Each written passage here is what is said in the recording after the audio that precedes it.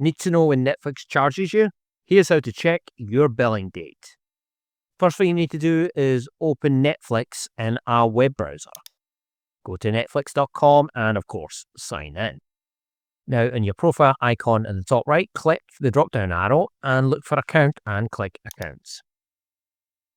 Wait till it loads, and you're on the Account Membership Details page.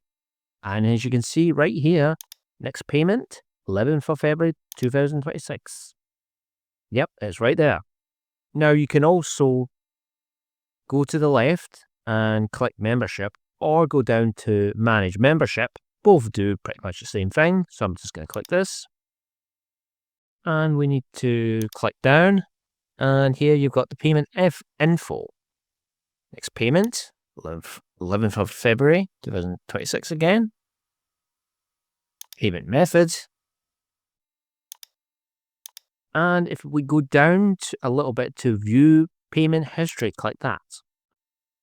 Again, shows you the next payment date, the price, and payment history.